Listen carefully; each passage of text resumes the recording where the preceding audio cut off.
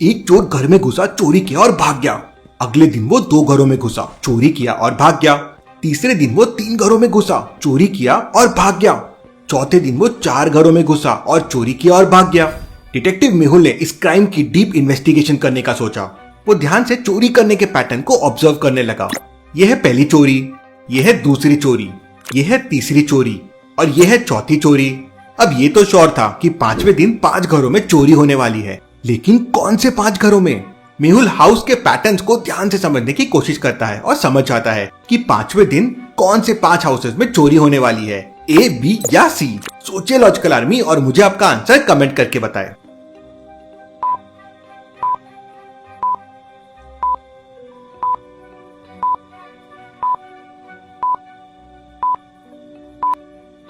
अगली चोरी पैटर्न सी वाले हाउसेस में होने वाली है। हाउसेस को अगर आप ध्यान से देखेंगे तो वो नंबर पैटर्न बना रहे हैं। 1 एग्जैक्टली रोमन नंबर 1 के जैसा है, 2 एग्जैक्टली रोमन नंबर 2 के जैसा है और 3 एग्जैक्टली रोमन नंबर 3 के जैसा है। तो 5वें दिन रोमन नंबर 5 के पैटर्न वाले घरों में चोरी होगी, इसलिए उसका आंसर सी है। चलिए अगली पहेली देखते हैं। दुनिया की सबसे ब्यूटीफुल पेंटिंग न्यूयॉर्क के मेट्रोपॉलिटन म्यूजियम ऑफ आर्ट में रखी गई थी। पेंटिंग एकदम सेंटर ऑफ अट्रैक्शन बन गई थी और शहर के सारे लोग पेंटिंग को देखने वहां पहुंच रहे थे। लेकिन अगले दिन पेंटिंग चोरी हो जाती है। डिटेक्टिव मेहुल तुरंत क्राइम सीन पे पहुंच जाता है। ओनर मेहुल को बताती है कि म्यूजियम में कल रात 3 गार्ड थे, शायद उनमें से किसी ने चोरी की हो। मेहुल उनके घर जाता है पूछताछ करने के लिए। पहला गार्ड कहता है, मैं तो बाहर पेट्रोलिंग कर रहा था, मुझे नहीं पता क्या हुआ, मैं सिर्फ एक बार अंदर गया था देखने के लिए कि सब सही है। दूसरा गार्ड कहता है, मैं तो म्यूजियम के अंदर ही था, बट मैंने पेंटिंग की तरफ नहीं देखा, तो मुझे चोरी के बारे में कुछ नहीं पता है। तीसरा गार्ड कहता है, मैं भी बाहर पेट्रोलिंग कर रहा था, मैं तो सिर्फ वॉशरूम के लिए अंदर गया था, मुझे कुछ नहीं पता है। मेहुल तीनों के स्टेटमेंट्स को ध्यान से सुनता है और समझ जाता है कि चोरी किसने की है। लेकिन लॉजिकल आर्मी, क्या आप समझ पाए चोरी किसने की है? अगर समय चाहिए तो पॉज कीजिए या वीडियो को वापस देखिए, लेकिन चोर आप खुद ढूंढिए कि कौन है।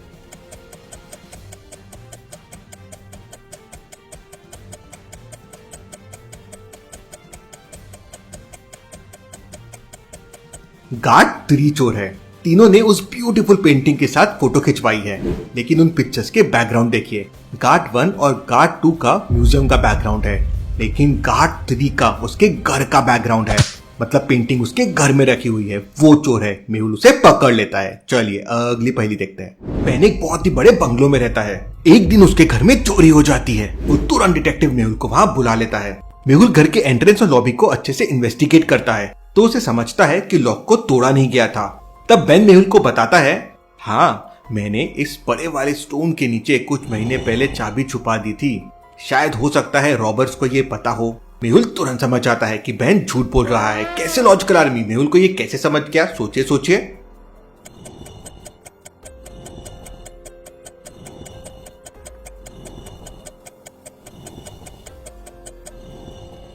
अगर इतना बड़ा स्टोन महीनों से गार्डन में रखा हुआ है तो इसके नीचे में घास नहीं हो सकती थी, और इसके नीचे तो घास है, मतलब ये स्टोन अभी अभी यहाँ पे रखा गया है। ये एक फेक रॉबरी है। मेहुल ये समझ जाता है। चलिए अगली पहेली देखते हैं।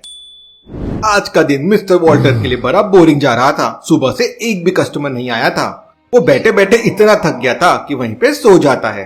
तभी एक आदमी शॉप में आता है। वो देखता है कि मिस्टर वॉल्टर सोया हुआ है, तो वो 1000 रुपए उनके काउंटर से चुराता है और भाग जाता है। थोड़ी देर बाद वो शॉप में वापस आता है और मिस्टर वॉल्टर से 300 रुपए के हेडफोन्स लेता है। वो उन्हें उस हेडफोन्स के लिए 1000 रुपीज देता है। मिस्टर वॉल्टर 1000 रुपीज लेते हैं, 300 रुपए रखते हैं और 700 रुपए उसे वापस दे देते हैं। तो सोचिए लॉजिकल आर्मी और मुझे बताइए मिस्टर वॉल्टर को टोटल लॉस कितना हो गया? सोचिए सोचिए।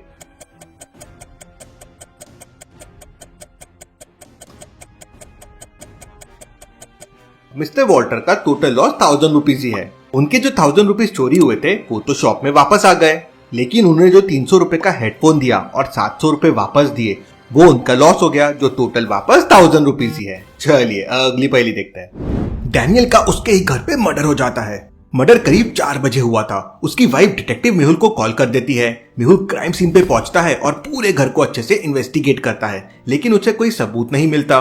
उसके बाद वो मेड और कुक से पूछताछ करता है। मेड कहती है, मैं तो सर के रूम में करीब 3:30 को कॉफी देने गई थी, उसके बाद मैं वापस नहीं गई। कुक कहता है, मैं तो सर के रूम में गया ही नहीं, मैं तो किचन में डिनर बना रहा था। फिर डैनियल की वाइफ कहती है, मैं उसके रूम में करीब 3:45 को गई थी। वो अपने कंप्यूटर पे काम कर रहा था और कॉफी पी रहा था। फिर मैं 3:50 को अपने कमरे में वापस चली गई। मेहुल तुरंत समझ जाता है कि खून किसने किया होगा, लेकिन क्या आप समझ पाए लॉजिकल आर्मी?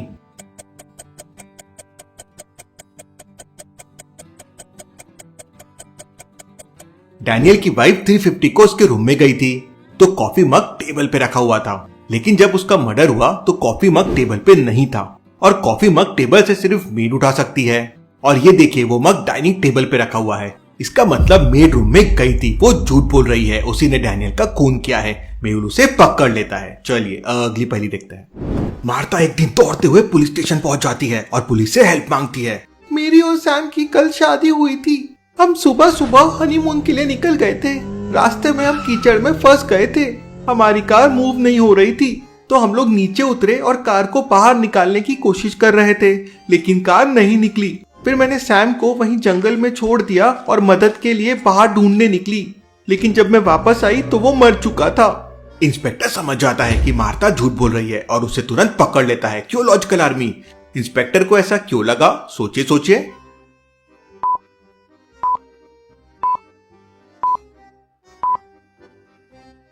इंस्पेक्टर को 2 पॉइंट्स पे मार्था पे शक हुआ। पहला, मार्था को ध्यान से देखिए, उसने व्हाइट ड्रेस पहनी हुई है। अब जब वो कीचड़ में उतरी, जंगल में घूमी, गाड़ी को धक्का दिया तो ड्रेस इतनी साफ कैसे हो सकती है? और दूसरी बात, जंगल में उसे किसी की हेल्प नहीं मिली, लेकिन वो पुलिस स्टेशन पहुंच गई। ऐसा कैसे पॉसिबल है?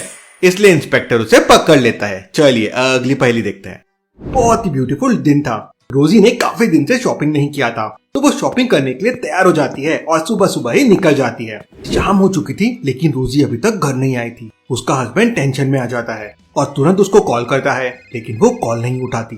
वो तुरंत डिटेक्टिव मेहुल को इन्फॉर्म कर देता है कि उसकी वाइफ शॉपिंग करने के लिए हॉलमार्क मॉल में गई थी, लेकिन अब तक वापस नहीं आई है। उसने कॉल करने की कोशिश की लेकिन उसका फोन आउट ऑफ सर्विस है। मेहुल तुरंत उसके घर पे पहुंच जाता है और सबसे पूछताछ करता है। रोजी की डॉटर कहती है, मैं भी मम्मा के साथ शॉपिंग करने जाने वाली थी, बट फिर मेरा प्लान कैंसिल हो गया और वो किसी के साथ गई थी, कौन मुझे नहीं पता।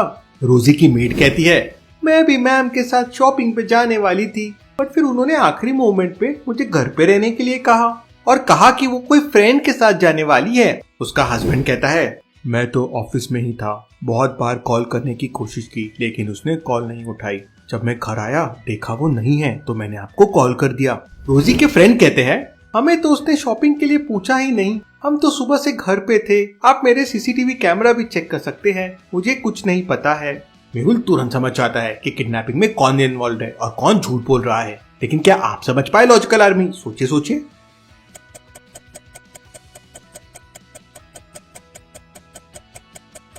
मेड झूठ बोल रही है। अगर वो सुबह से घर पे थी तो उसके पास हॉलमार्क के ये बैग्स कहां से आए? मतलब वो हॉलमार्क मॉल गई थी, उसने शॉपिंग भी की और वही रोजी के साथ गई थी। मेहुल उसे पकड़ लेता है। चलिए अगली पहेली देखते हैं। रॉजर अपने काम की वजह से बहुत स्ट्रेस्ड आउट था तो वो काम करते करते बहुत चाय पीता था।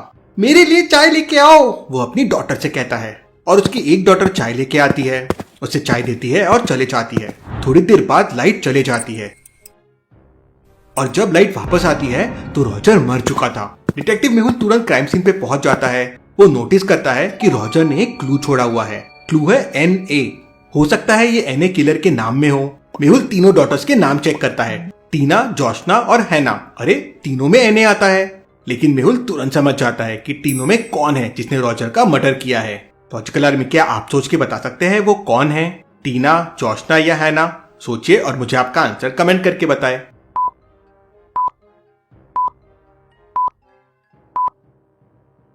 जब रॉजर मरा था तो उसने NA लिख दिया था और हाथ में कप पकड़ा हुआ था, मतलब टी ना। मेहुल ये समझ जाता है और उसे पकड़ लेता है। चलिए अगली पहेली देखते हैं। एक कार बहुत ही तेजी से जा रही थी।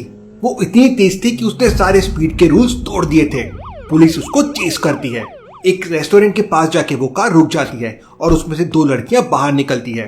इंस्पेक्टर तुरंत उनको रोकता है और पूछता है, तुम में से कौन गाड़ी चला रहा था? जो भी चला रहा था, ओवर स्पीडिंग के लिए मैं उसे अरेस्ट करूंगा। दोनों एक साथ कहते हैं, मैं नहीं थी। और दोनों एक दूसरे को ब्लेम करने लगते हैं। लेकिन इंस्पेक्टर समझ जाता है कि दोनों में से कौन कार चला रहा था। लेकिन क्या आप समझ पाए लॉजिकल आर्मी? सोचिए और मुझे आपका आंसर कमेंट करके बताएं।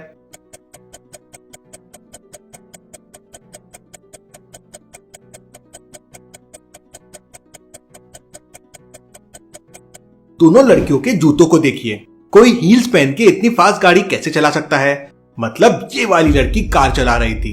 इंस्पेक्टर उसे पकड़ लेता है। चलिए अगली पहेली देखते हैं। एक दिन मेहुल की कार खराब हो जाती है और उसे अर्जेंटली डॉन बॉस्को स्कूल जाना था, तो वो किसी से लिफ्ट लेने का सोचता है। वहां पे दो लड़के आते हैं। मुझे डॉन बॉस्को स्कूल जाना है। तो दोनों कहते हैं हाँ हम वहीं जा रहे हैं। मेहुल उनके कार्ड चेक करता है। यह है पर्सन ए का कार्ड, यह है पर्सन बी का कार्ड। वो दोनों डॉन बॉस्को स्कूल के स्टूडेंट्स हैं। लेकिन मेहुल किससे लिफ्ट लेगा, ए से या बी से? सोचिए लॉजिकल आर्मी और मुझे आपका आंसर कमेंट करके बताएं।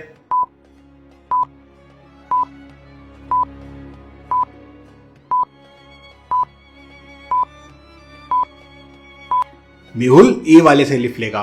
बी वाले का बर्थ ईयर 2010 है, मतलब वो अभी सिर्फ 13 साल का है। वो इलीगली ड्राइव कर रहा है और उसके साथ ड्राइव करना मेहुल के लिए सेफ नहीं रहेगा। उल्टा उस ड्राइवर को रिपोर्ट करना चाहिए। चलिए अगली पहेली देखते हैं। 3 लड़कियां एक रोड साइड पे कपड़े धो रही थी। वहां पे एक इंडिया घूमने के लिए टूरिस्ट आती है। उसका नेम स्टेला है। वो एकदम शॉक हो जाती है लड़कियों को इस तरह कपड़े धोते हुए। फिर वो घूमते घूमते अगले लोकेलिटी में चले जाती है। तभी उसे रियलाइज होता है कि उसका पर्स कहीं गिर गया है। तो वो वापस से उसी जगह पे आती है। जब वो वहां आती है तो उसका पर्स वहां से गायब था। अब वहां पे बस 3 लेडीज थी, मतलब इन तीनों में से किसी ने पर्स चुराया होगा। सोचिए लॉजिकल आर्मी, ध्यान से सीन्स को ऑब्जर्व कीजिए और मुझे बताइए पर्स किसने चुराया होगा।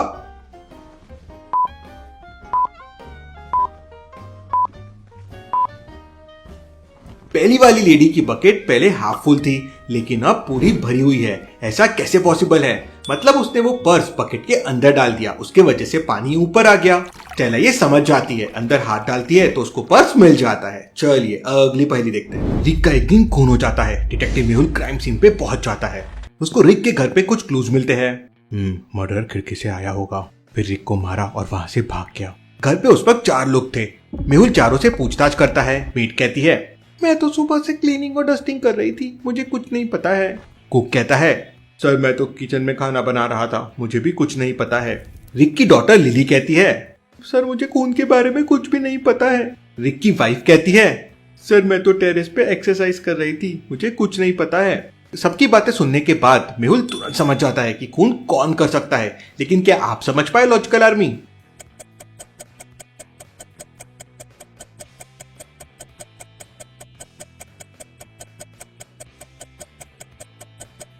रिक की वाइफ ने उसे मारा है। क्राइम सीन पे देखिए शू प्रिंट है जो विंडो से बाहर जा रहे हैं और यहाँ पर सिर्फ रिक की वाइफ ने शूज पहने हुए हैं। मतलब वही विंडो से आई थी खून की और विंडो से भाग गई। मेहुल उसे पकड़ लेता है। चलिए अगली पहेली देखते हैं। तीनों डेड बॉडीज को ध्यान से देखिए और मुझे बताइए कौन जिंदा है, ए बी या सी? सोचिए लॉजिकल आदमी और मुझे आपका आंसर आप कमेंट करके बताएं।